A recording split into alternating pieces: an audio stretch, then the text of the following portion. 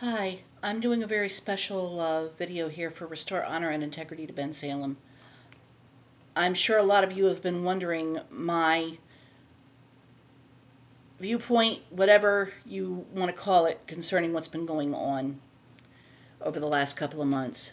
I said it before when it came to Ferguson and everything that, I wanted to wait until everything was said and done, and I have.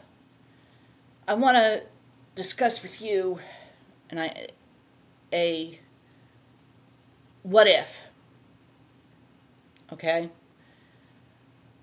First, as it happened, there was Michael Brown, then Eric Gardner,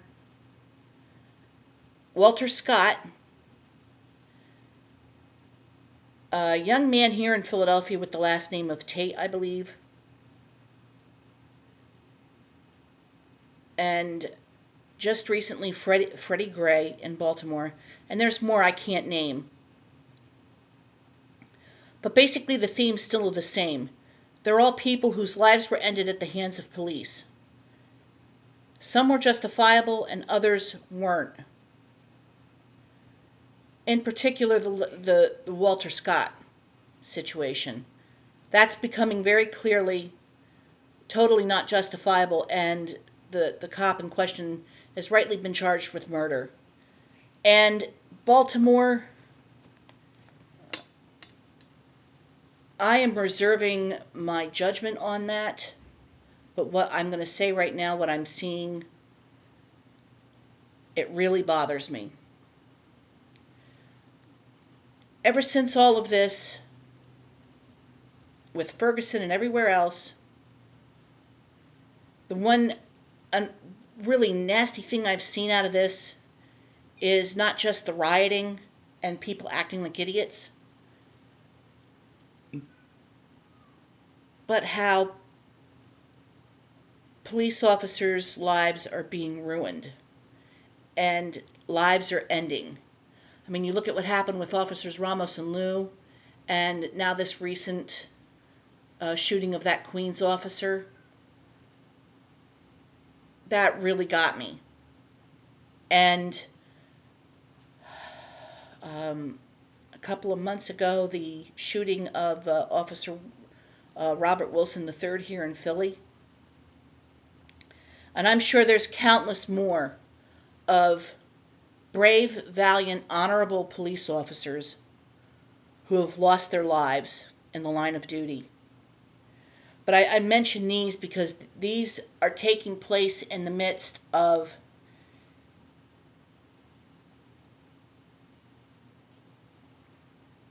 either legit situations like Michael Brown and Officer Darren Wilson, who rightly so shot Michael Brown because he was breaking the law. It was proven.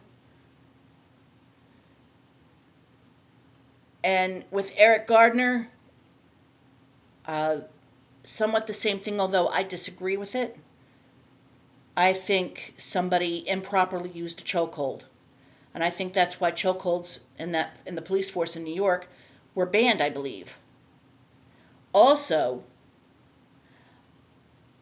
I believe that to retaliate in this way by killing a cop, any cop, is despicable. It's wrong. I don't condone it at all. I also want to make something very clear here. I said this to a friend of mine, that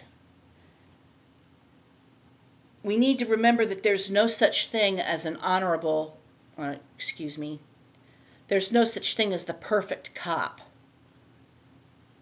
And what I mean by that is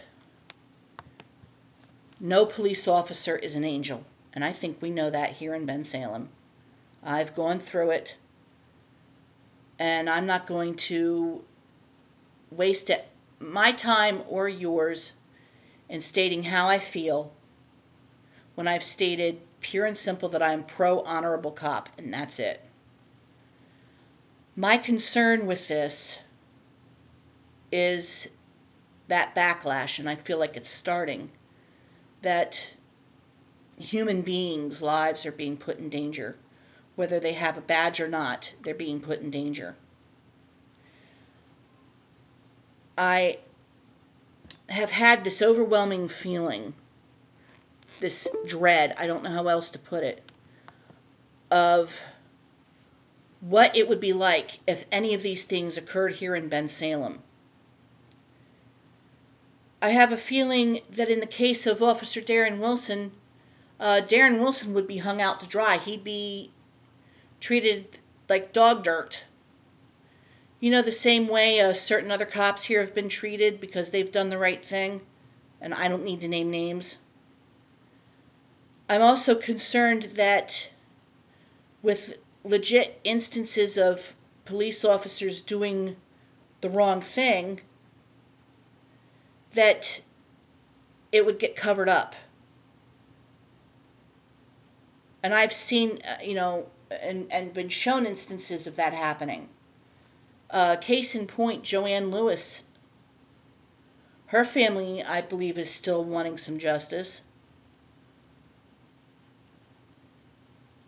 But what if we had a situation where a police officer unjustifiably killed somebody and claimed it was they were being violent, just like the same situation, let's say, as Freddie Gray. I know here it would get covered up. You do a very good job of doing that, don't you, Lobo? My fear is that with the individuals that run this town, they're so full of bigotry and worse, and we've got people that bury their heads in the sand, that we'd be in huge trouble. I mean, we'd have lots of grandstanding and posturing by media hoes, including Lobo and His Majesty, and we'd have the one lone member of the one lone Democrat member of the council not doing anything. He hasn't done anything, and you know I'm right.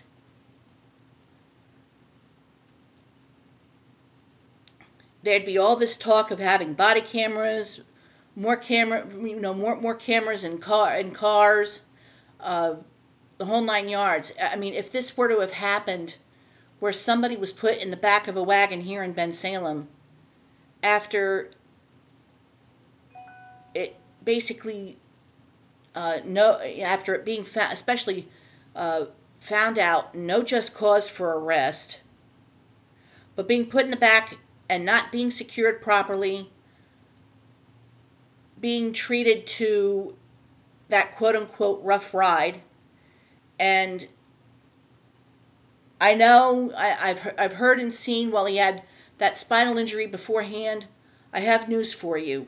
Okay, you can get treatment for all that and be seemingly functional, but all you need is one more incident. You need another incident to make it worse. And in this case, it was fatal.